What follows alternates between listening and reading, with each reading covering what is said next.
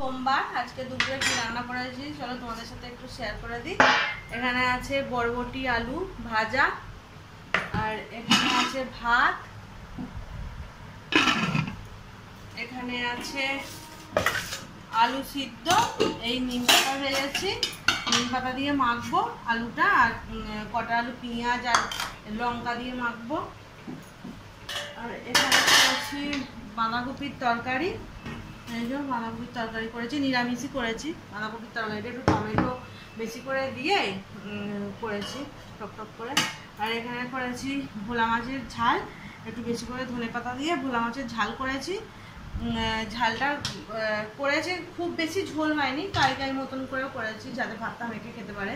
আর ডাল করিনি, ডালেরা কেউ খেতে চায় না। এই তো হলো আজকে দুপুরের রান্না। আর এখানে আছে টক দই আর ওই কাঁচা লঙ্কা।